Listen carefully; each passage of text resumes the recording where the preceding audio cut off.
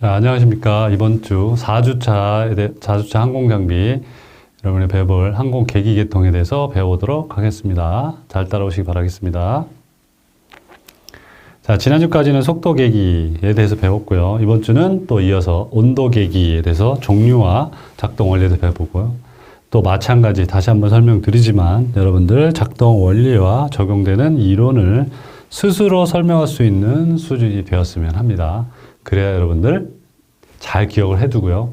첫 시간에 말씀드렸던 항공산업기사 필답고사 때 잘 주관식이니까 꼭 뭐 대부분 다 외워서 써야 됩니다. 그런 것들을 잘 할 수 있는 것이고 또 시험만 중요한 것이 아니라 여러분들 마지막에 항공정비사로서 정비를 직접 해야 되니까 이 계통에 대해서 직접 점검을 하지 않지만 연관된 계통이기 때문에 잘 기억해 두는 게 좋겠죠. 실제 정비하는 데 활용이 되니까요. 자, 그럼 이번은 온도계입니다. 자, 온도계에 대해서 배우기 전에 먼저 섭씨와 하씨에 대한 개념을 알아야 되겠죠. 우리가 일반적으로 알고 있는 건 섭씨입니다. 섭씨. 셀시우스라고 표현해서 C, 도시라고 표현하고요. 그 다음에 또 미국 친구들이 사용하고 있는 파씨라고 표현하는데 페렌하이트라 그래서 파씨라고 표현합니다. 이게 두 개 차이는 뭐냐면 여기 온도계가 나와 있는데 우리는 보통 템퍼레처에서 도시로 표현하잖아요. 자,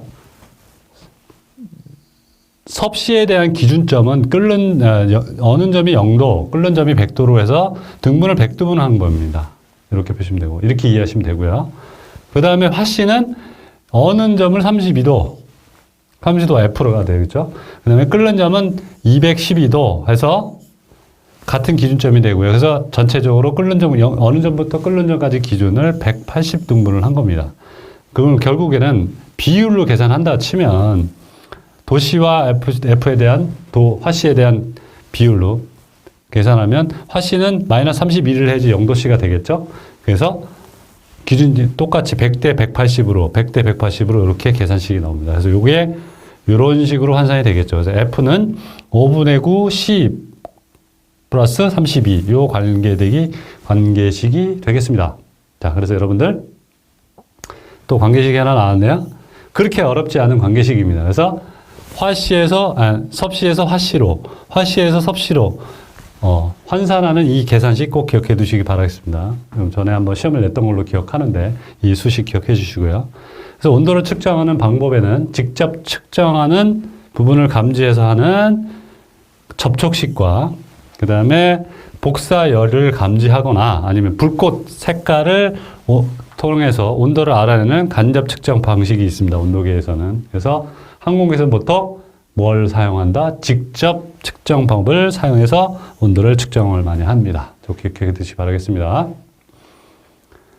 그래서 온도계기의 종류에는 측정 원리에 따라서는 증기압식, 바이메탈식, 그 다음에 전기저항식, 열전쌍식. 열전쌍이면 좀 발음이 하기 좀 어려운데 영어로는 서머커플이라고 표현합니다. 주로 이제 정비사들이 영어를 많이 쓰니까 조종사들도요. 그래서 서머커플이라는 용어를 많이 씁니다. 기억해 두시고 이 네 가지 요거 대해 배워보고요. 그 다음에 각각의 온도계 종류에는 우리 처음에 배웠던 것처럼 실린더 헤드 온도계 중요했죠. 그 다음에 배기가스 온도계 EGT, CHT, EGT.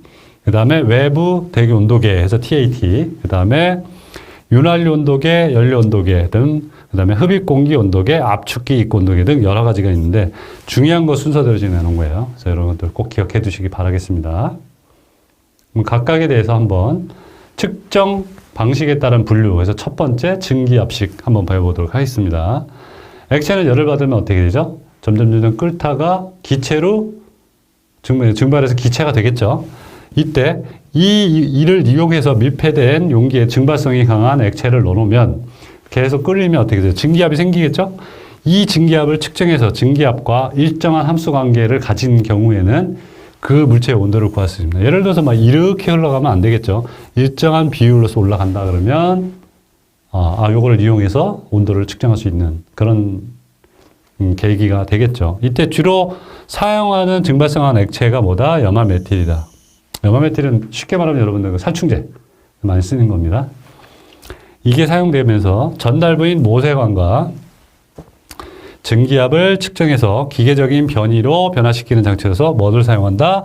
버든 튜브. 우리 앞에선 계속 아네로이드와 벨로우즈를 다이아프램을 사용했었고, 여기 드디어 나온 게 증기압을 이용한 버든 튜브, 부르동관이 나오네요. 이걸 사용한다고 합니다. 이때 이제 증기압이 이 안에 차면서 팽창하는 거를 측정하기 때문에 누설이 많이 생기면 안 되겠죠? 그래서 누설 오차를 유의해야 된다라는 것이죠. 기억해 두시고. 자, 그래서 온도계 측정 방식은 여기 온도계입니다. 그래서 이 벌브를 통한 이 모서관을 통해서 들어갑니다. 그러면 압력이 들어가면서 이 부르동관이 여기 있네요.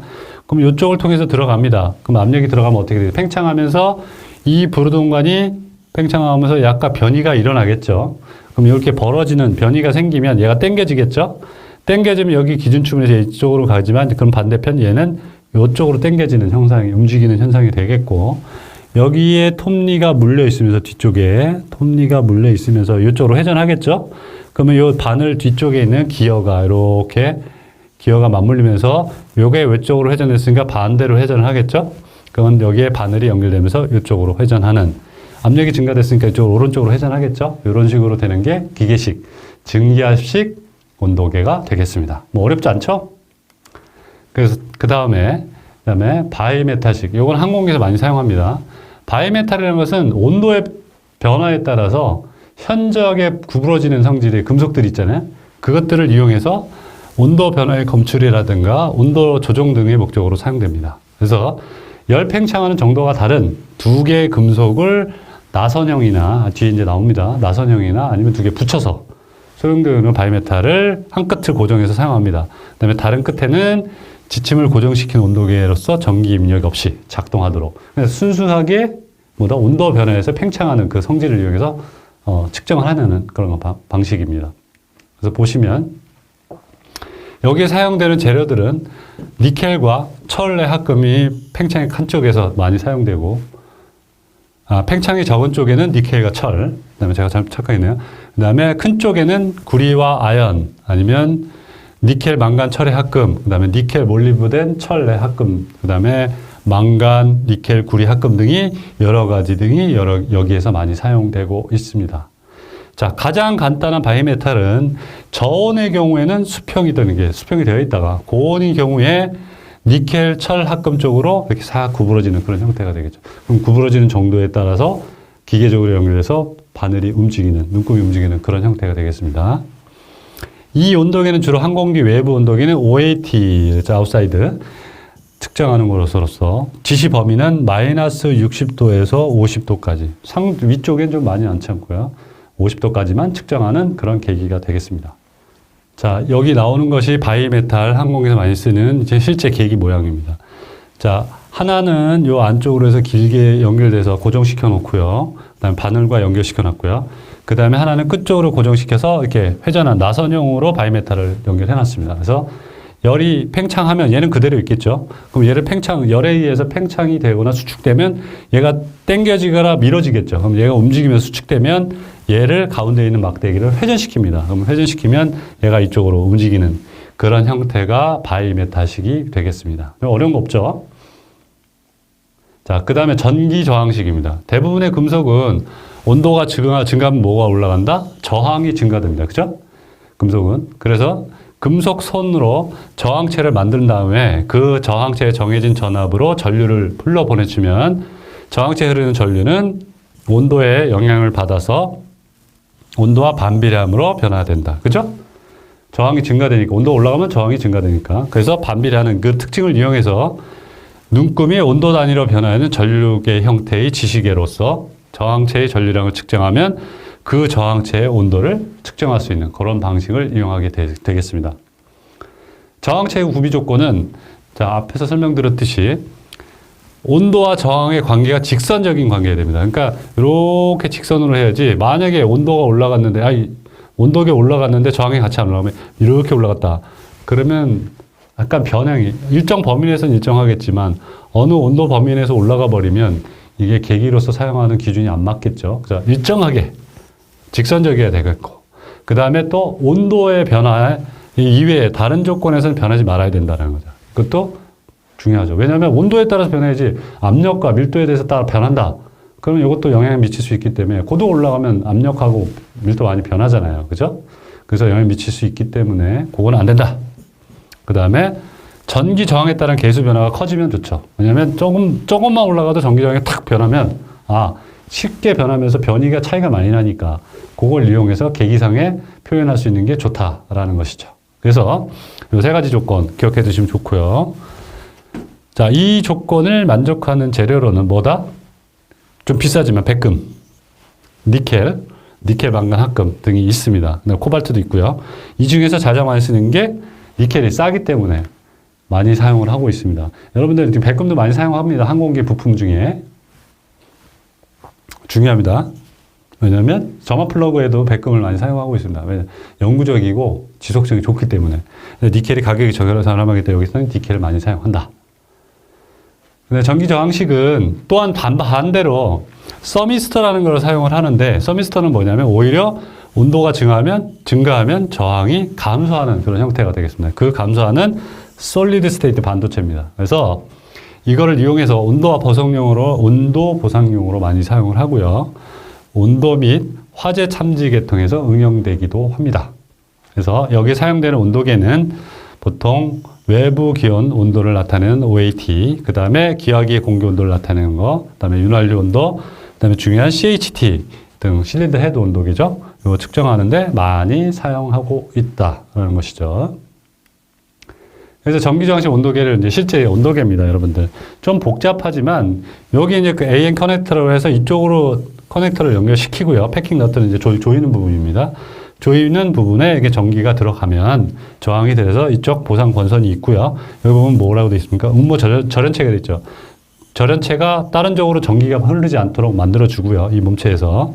이 가운데 열 전도체가 있고 그 위에 음모심에 니켈선을 감습니다. 그 다음에 겉에 스템으로 감싸주는 그런 형태가 되겠습니다. 그래서 여기에 저항되는 것을 니켈선 감으로써 음모 절연체를 통해서 저항 측정해주는 그런 형태가 되겠습니다. 자, 이 전기 저항식은 온도 지식에는 부분 비율식이 뭐를 사용한다? 자, 휘스턴 브릿지를 이용하게 되어 있습니다. 많이 들어보셨죠? 휘스턴 브릿지.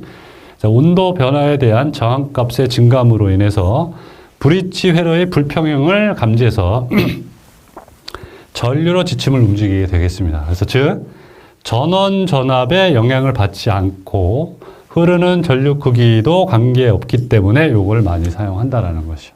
자, 다음 페이지 그림이 나와 있는데 다음 페이지 그림을 보면 브릿지 회로를 나타내는 겁니다. 그래서 온도계를 나타낸 것으로서 4개의 저항들 중에서 1개의 센서 저항을 연결하면 온도 변화에 따라서 저항이 증가하거나 감소하게 됩니다. 그래서 이 변화를 출력 쪽에서 전압값을 측정해서 온도 변화를 환산해서 계산해내는 그런 형태가 되겠습니다.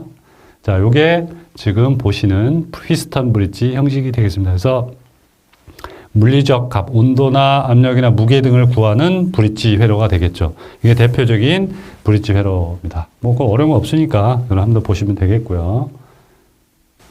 자, 다음으로는 열전쌍식 온도계입니다. 주로 고온에서 많이 측정되는 거고요. 아까 앞에서 말씀드렸듯이 열전쌍, 발음하기 좀 어렵죠. 그래서 서머커플이라는 단어로 사용을 하겠습니다.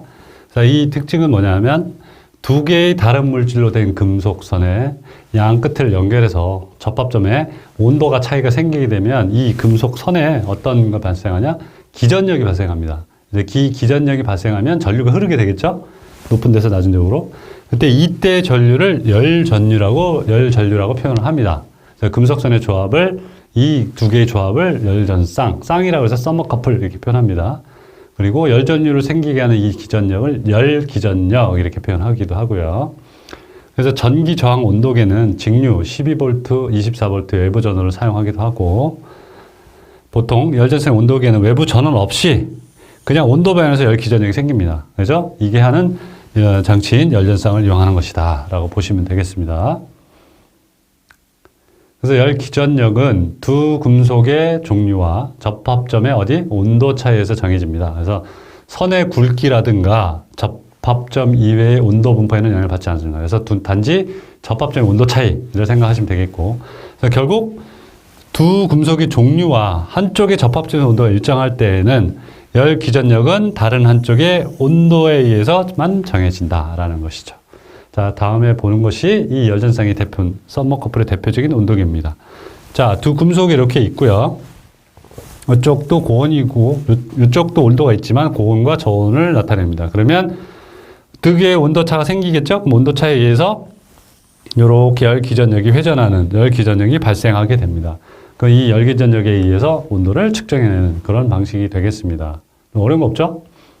그래서 열전쌍에 사용되는 재료들은 세 쌍이 나오는데 시험에 많이 나옵니다, 여러분들. 그래서 구리 콘스탄탄, 철 콘스탄탄, 그 다음에 알루멜, 클로멜, 알루멜 이렇게 세 가지 종류의 쌍이 나오는데 자, 온도 측정 범위에 따라서 세 가지입니다. 첫 번째는 구리 콘스탄탄, 구성은 구리 99.9%, 그 다음에 콘스탄탄 처음 들어보셨죠? 여기는 합금 종류인데 구리가 55%, 그 다음에 니켈이 45%가 들어갑니다. 그래서 최고 몇 도? 300도씨까지 측정이 가능하며 보통 왕복 엔진에 대해서 실린더 헤드 온도를 측정하는 데 쓰인다. 그리고 콘스탄탄. 그 다음에 철과 콘스탄탄 그대로고요. 철 99.9% 순철이 거의 순철이 되겠죠. 여기에 온도 측정 범위는 약 800도씨까지 되겠습니다. 그리고 역시 마찬가지 왕복 엔진의 실린더 헤드 온도를 측정하기에 사용하는 CH 온도계로 사용이 됩니다. 다음 클로멜, 알루멜. 이거 진짜 많이 처음 들어보셨을 텐데. 자, 클로멜이라는 단어는 뭐냐? 니켈의 90%, 그 다음에 크롬 10%의 크롬계의 합금이 되겠고, 그 다음에 알루멜. 딱 들어봤을 때 알루미늄 합금이 되겠죠. 알루미늄 합금으로 니켈 95%, 그 다음에 알루미늄 2%, 니켈이 제일 많네요. 그 다음에 망간 2%, 규소 1%에서 100% 돼서 크로멜과 알루멜이 되겠습니다. 그래서 여기서 나온 강의 교재에 나온 것 중에는 가장 높은 온도인 1400도까지도 측정을 가능하다. 그래서 주로 어디에 사용되냐? 가스터빈 기관의 배기가스. 여러분들 우리 왕복 엔진뿐만 아니라 가스터빈 엔진의 연소실품의 뒤에 나가는 배기가스의 출력에 의해 상공이 앞으로 나가는데 이 배기가스 온도가 보통 1000도씨 이하, 많을 땐 800도씨까지도 올라갑니다. 그러니까 엄청 높은 온도죠. 그 뒤에 이제 항공기 뒤쪽으로 사람이 못 지나게 하는 이유가 그런 것들이고요. 또 후류가 엄청 세잖아요. 그죠? 보통 민항기 같은 경우는 후류 쪽에 약 400m, 500m 이상 100% 파워를 넣었을 때 지나가지 못하도록 되어 있습니다. 건물까지도. 그래서 안전에 유의해야 됩니다.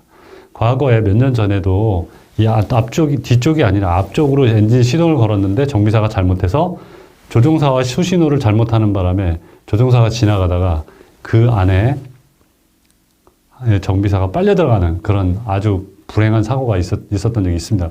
불과 몇 년 전입니다.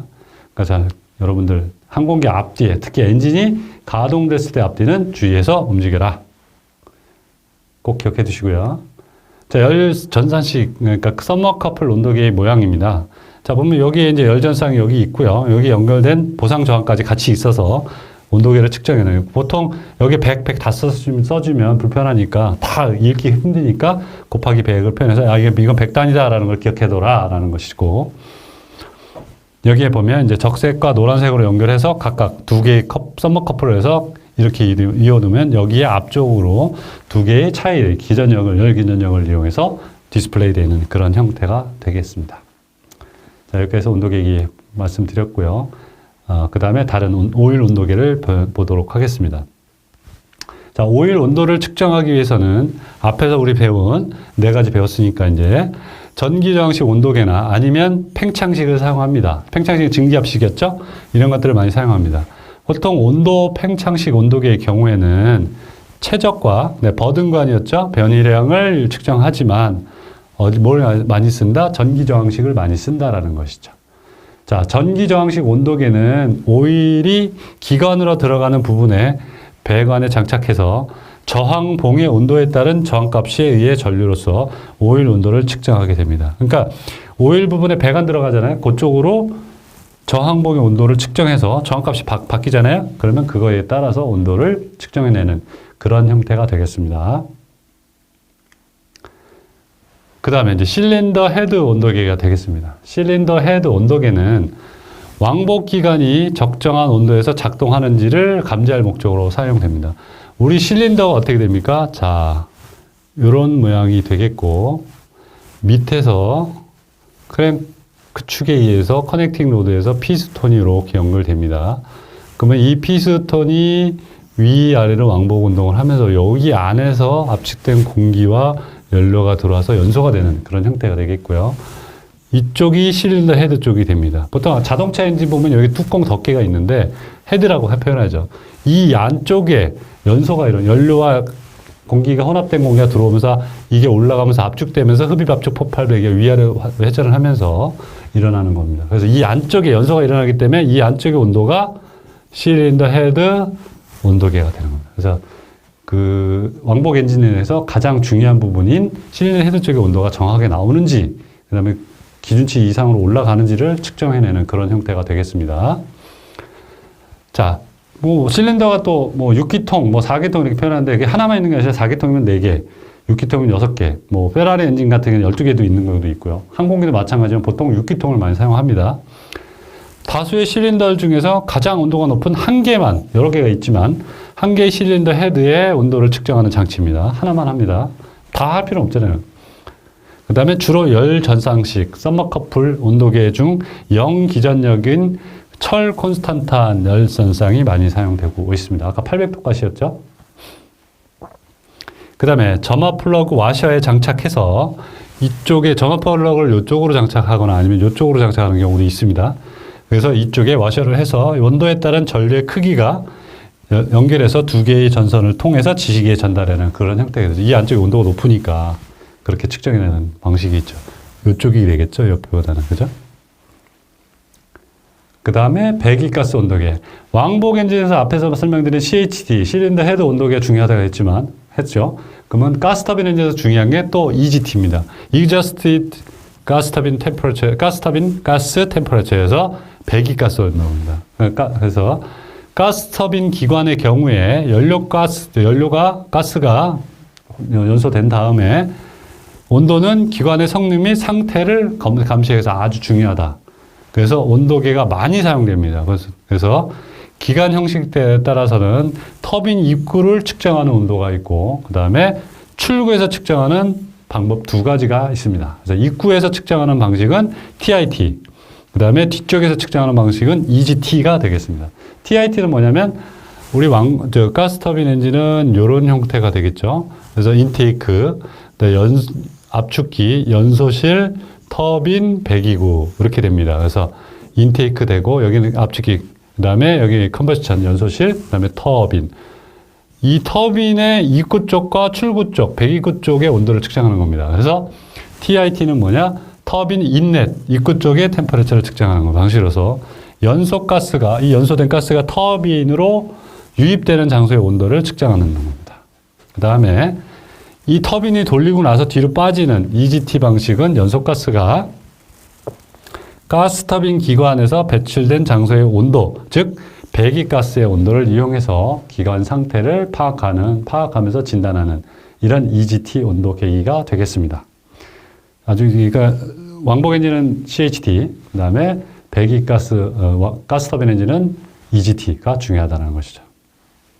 그 다음에 외기 온도계, outside air temperature. 그래서 외기 온도계는 지난번 첫 시간에도 한번 설명을 드렸지만 기관의 출력 설정이라든가 그 다음에 결빙 방지, 그 다음에 연료 내 수분 동결 방지 등을 목적으로 사용되기 때문에 비행 중에서보다 아주 중요한 계기라는 겁니다. 그래서 외기 온도가 그만큼 정확하게 측정이 돼야 된다는 얘기죠. 또 하나, 그 이유는 고속항공기 항법상에서 필요한 아까 우리 얘기한 TAS 기억나죠? TAS 진대기 속도, 요거를 측정해내는 때 사용되는 게 이 외기 온도계입니다. 그래서 이게 외기 온도계는 그냥 일반적인 그냥 계기가 아니라, 비행기 계기가 아니라 항법 계기로 분류가 되고 있습니다. 지난번에 첫 시간에 배웠을 때 항법 계기로 분류했었을 거예요. 그거 기억해 두시기 바라겠습니다. 자, 계기의 이제 실제 계기 모양입니다. 자, 연료 온도계 보시면 마이너스 60에서 60도까지 되어 있고요. 보시면 fuel temperature 되어 있죠. 보통 0도. 현재 엔진 시동 안 걸린 상태이니까 0도가 되겠죠. 그래서 이쪽으로 아래쪽으로 표시하게 됩니다. 그 다음에 EGT, 아까 뭐였죠? 배기가스 온도, 가스터빈 엔진의 배기가스 온도계 되겠고, 자, 측정 범위는 이렇게 되겠고, 자, 이 이하는 뭐 위험하지 않으니까 노란색은 약간 연두색 안 칠했고요. 여기는 2 이상 넘어가면 안 된다 해서 이렇게 주황색으로 한 개를 지어놨고요. 여기 마찬가지 오일도 오일 템퍼러처 돼 있죠. 마이너스까지는 이 정도까지 상관없다. 근데 150도 넘어가면 안 된다라는 것이죠. 여기 또 이제 처음 보는 게 얘기했는데 CSD라 그래서 정석 구동 장치입니다. 그러니까 콘스탄트 스피드 드라이브 해서 정석 구동 장치가 엔진 축과 연결해서 계속해서 고속으로 회전하면서 그 회전축에 연결되어 있는 기어박스를 통해서 뭐 제너레이터라든가 회전이 필요한 펌프라든가 이런 쪽에 연결돼서 동력을 활용을 하는 겁니다. 근데 거기에도 마찬가지 여기 오일이 들어가 있는데 이 CSD 오일의 온도를 측정해서 정확하게 온도 범위 내서 우리 엔진 오일 온도계랑 거의 이거랑 유사한 역할을 한다라고 보시면 되겠습니다. 자, 아시겠죠? 자, 여기 계기의 네 종류가 설명을 드렸습니다. 자, 여기까지 해서 이번 시간에는 계기의 분류 및 특성에서 온도 계기에 적용되는 이론과 그 다음에 종류 및 특성에 대해서 배워봤습니다. 그 다음에 또 하나 온도계 분류 기준에 따른 분류에서 측정 방식에 따른 분류, 그 다음에 용도에 따른 분류해서 여러 가지 배워봤고요. 여러분들 잘 기억해 두시기 바라겠습니다. 이제 4주차입니다. 이번에 그동안 잘 따라오셨고요. 계기 이제 얼마 남지 않았습니다. 자, 다음 시간에는 제일 어려운 자이로 계기에 대해서 배워보도록 하겠습니다. 자, 한번 좀 읽어보고 오세요. 이게 좀 어려우니까 여러분들 꼭 기억해 두시기 바라겠습니다. 자, 오늘도 수고하셨고요. 다음 시간에 또 만나서 배우도록 하겠습니다. 감사합니다.